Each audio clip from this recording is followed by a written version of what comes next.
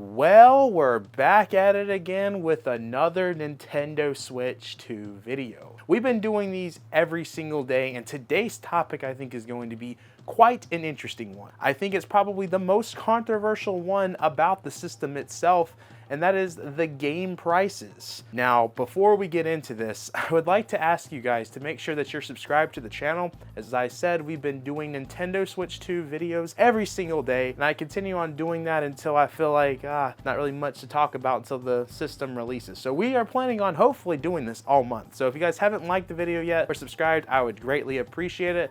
Let's head straight into the video topic. Well, let's talk about how we got here. There has been so much confusion about Nintendo Switch 2 games and the prices of a physical game and a digital game. Is physical gonna be more? Is digital gonna be less? There has been so much confusion, and it kind of started with Jeff Keighley, funny enough. Immediately after the Nintendo Direct, he posted this tweet that was just going over the headlines of prices. He talked about the system being $450. He said the digital games were $80, which kind of made it seem like the tweet was indicating that physical games were going to be $10 more. And Jeff Keighley kind of spread a lot of information with that. I don't know if y'all know that image of the emoji. It's like me when I spread misinformation online. But that's kind of what Jeff Keighley did, because everyone was freaking out and has been freaking out over the last few days. I also know there was something from a Nintendo website that was indicating in another country that it was going to be a little bit more to buy physical games than digital. So everyone's kind of been under the impression the last few days that Mario Kart World was going to be $80 digitally and then $90 for the physical copy. And for some reason, I don't know why, but Nintendo never made a statement about it. They kind of just kept quiet for these last few days. However, we now know that the Mario Kart World game is indeed going to be the same price if you buy it physically or digitally, thanks to Best Buy. Now, I'm assuming this is Best Buy because this font and the website looks a lot like Best Buy colors, and it's showing that the physical copy pre-order for Mario Kart World will be $79.99. This is great, even though still a very high price tag. It's great to know that you don't have to pay $10 more for a physical copy game. A lot of people were worried that all upcoming releases for Nintendo Switch 2 could be an extra $10 if you wanted it physically. And thankfully, that is not the case. I just think it's kind of crazy that Nintendo didn't explain this sooner, because this is just adding on top of the already controversial price tag of the Nintendo Switch 2.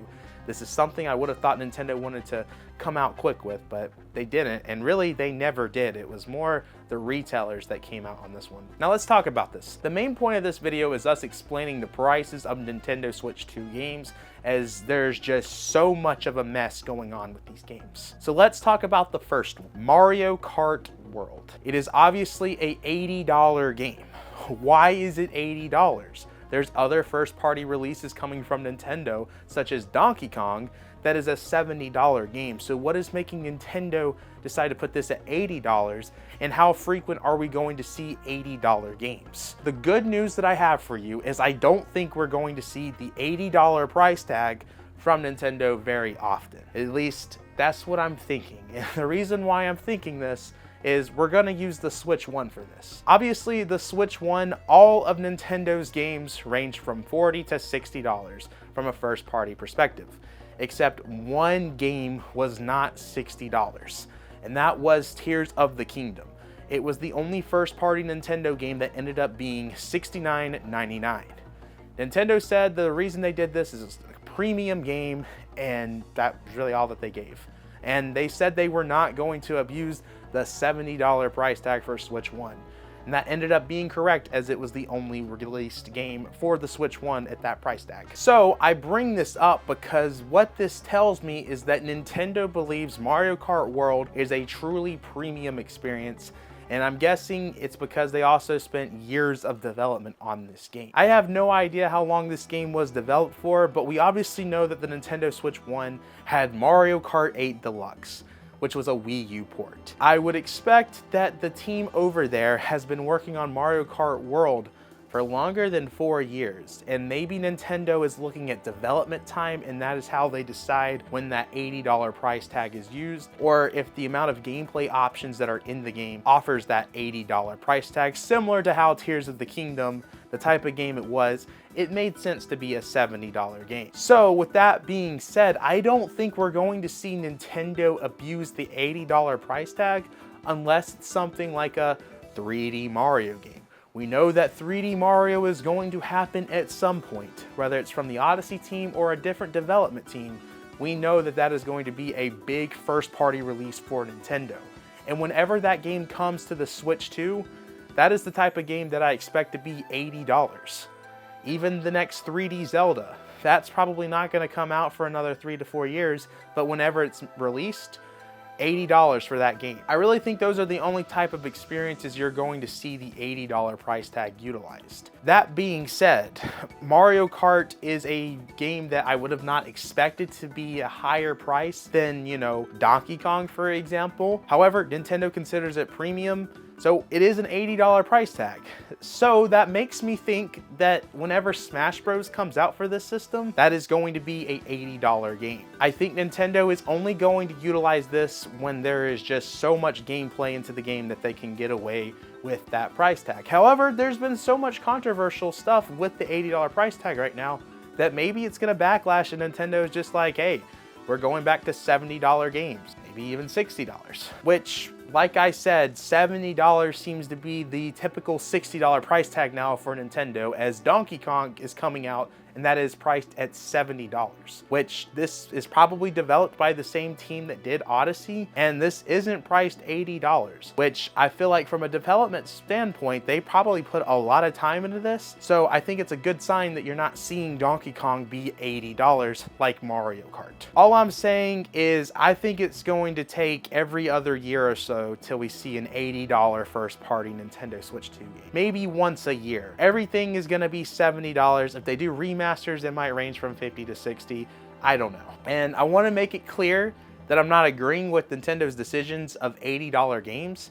I just want to explain when we're getting $80 games, because I'm seeing people think that the future of Nintendo games is going to be $80, and I really don't think that's going to be the case as we look at something like Tears of the Kingdom, for example. Now, there's an even bigger confusion going on right now with Nintendo Switch 2 Edition games, as there's different prices, and I think I'm understanding the prices, or at least understand how Nintendo is going to handle these prices, as we've seen their lineup so far for Nintendo Switch 2 Edition games. There's obviously $70 editions of Nintendo Switch 2 Edition games, which is Tears of the Kingdom and Breath of the Wild. As of right now, these are the only games that are at $70.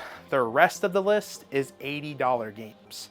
However, I noticed that there is a clear difference between the games that are $70 and $80. If you look at the $80 Nintendo Switch 2 Edition games, it's all stuff that has new content, new levels, new something. Whereas Breath of the Wild and Tears of the Kingdom, it really just looks like it's a frame rate updates, maybe there's some quality of life improvements. Google Maps is in Tears of the Kingdom and Breath of the Wild, but there's no like extra content into the game, which is why Nintendo isn't charging the $80 price tag of a Nintendo Switch 2 Edition. This is probably also why they're giving it away as a free update as long as you have Nintendo Switch Online. What I've noticed with the $80 games, such as Metroid Prime 4, Kirby, and Mario Party Jamboree, is that it's stuff that offers a lot more of content, which Metroid, they really haven't shown off much other than, you know, advanced frame rate, better controls, mouse controls, that type of stuff. However, I expect there's probably some more exclusive content, maybe story elements into that game, because it is priced at $80, which with the Nintendo Switch 2 Edition, with how Zelda was priced at $70, kind of would have thought that was priced at $70 with the type of, at least what we know, updates we're getting with that. But I think there's more to Prime 4 on Switch 2 than we realize. Because let's look at things like Kirby, which I don't know who asked for Kirby and the Forgotten Land to have extra story content on Nintendo Switch 2, but for whatever reason, Nintendo thought that this is the perfect game to make a Switch 2 edition and charge $80 for, which, Again, crazy thing. But that has extra story, content levels, that type of stuff. Mario Party Jamboree has literally levels designed with the Nintendo Switch 2 camera, the mini games, that type of stuff. So these are things that have actual brand new content to it. And the thing that I've seen people get really confused by the Nintendo Switch 2 editions are the two different price tags, the 70 and 80. What I'm expecting is that we're going to see Nintendo utilize the $70 price tag whenever it's just like a big frame rate update to where I guess they're gonna charge for it, because we know that Nintendo is doing free updates for Switch 2 games.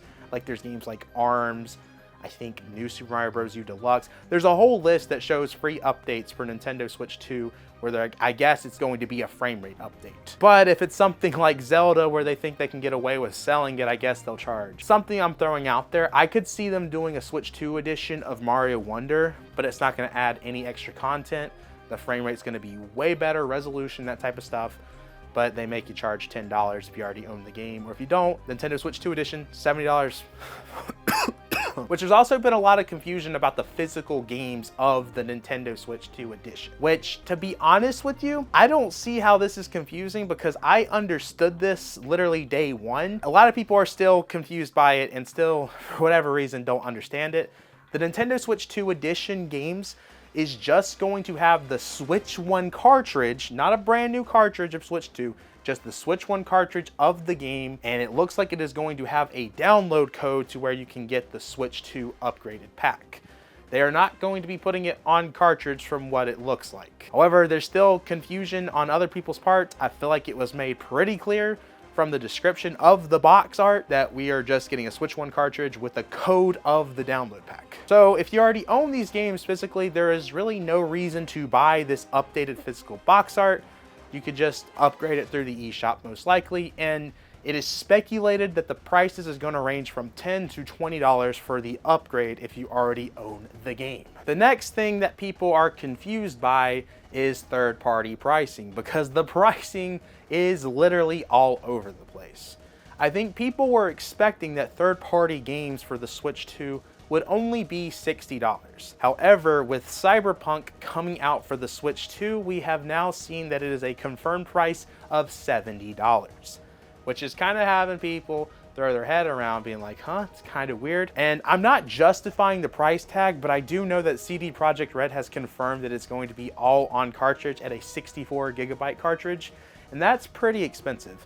In fact, CD Projekt Red really didn't make any profit off the Witcher 3 release on Nintendo Switch because they put it all on cartridge. So CD Projekt Red is probably going to be in the same boat where they're not going to make much profit off Cyberpunk being on the Switch 2. And then we're seeing things like Street Fighter 6 be a $60 game, however, it is a game key card, meaning that it's not on cartridge. There is a cartridge, but you're downloading it, if that makes sense. So the prices for third-party games are ranging from $60 to $70. And there's even one that is $40 from Square Enix, which is Bravely Default, the remaster. So it seems like third-party games are gonna be all over the place, and the games that are going to be on cartridge fully are probably going to be $70 at launch, which is probably not gonna make a lot of people happy, but at the same time, these cartridges, man, they are expensive. That is why these game keycard options is out there, because third-party developers were doing stupid things for the Switch 1 to where a download code inside of a box, no physical game cards. So I guess it's Nintendo's response to that. It's going to be a mess, and a lot of people are not going to be happy. As more third-party games come out for the Switch, it'll be interesting to see how much of it's going to be on cartridge with how expensive that stuff is, and if we're going to see $70 games where it's just a game keycard. Because I feel like if Street Fighter was all on cartridge, Capcom would have been charging $70 for it. I feel like if you're going to see $70 third-party games, expect for it to be all on cartridge. I'm very curious to see how Final Fantasy VII is going to be for the Switch 2, because that's a big release, and I feel like Nintendo and Square would really like to have that on cartridge. I know Nintendo has helped third-party developers in the past put these games on cartridge. I think Nintendo actually helped CD Projekt Red with Witcher 3 on the Switch 1, and who knows, maybe they helped them with Cyberpunk, but I'm curious to see what Final Fantasy VII is going to be like, considering that Square Enix put Bravely Default not on cartridge, which that should not be a big game at all. So I'm very surprised that Square did that. But that is honestly the best way that I can explain the Nintendo Switch 2 game prices to you guys. I hope this video cleared things up, as there's a lot of confusion with first-party games being $80, third-party games ranging from $60 to $70, and some being $40. I think it's all gonna really depend on when these developers utilize the cartridge space when it comes to a third-party developer. And I think when it comes to first-party content, it's really gonna be the games that are like very big AAA experiences, which, like I said, I think Nintendo's only gonna do an $80 game once a year or every other year. And I'm only expecting things like Smash Bros, Zelda, and Mario to utilize that. I don't know what else could really utilize an $80 price tag, but you guys can let me know in the comments down below what you guys think would utilize that. Those are the only IPs that I could see. I guess if somehow Game Freak made a good Pokemon game, maybe it'll be $80, but Game Freak knowing how to make a good Pokemon game seems to be kind of impossible now. Guys, I have been talking for way too much. Leave your comments down below on what you think's going on with this. I want to see all of it, all the speculation. It's going to be great to read. Make sure to backslash that subscribe button, like the video, check out the Twitter, check out the Discord server, check out the Instagram, all that good stuff. Become a Monado Marine, $5 a month in the description below. Helps out the channel tremendously, as at the end of May, or like middle May, we're going to be going to New York City, waiting at the Nintendo Switch 2 line in front of Nintendo New York. We're going to upload every single day. So all the money that I'm making right now is going towards that trip. So greatly appreciate all of y'all that have supported that and helped out. And yeah, I'll see you guys tomorrow for another video. Peace!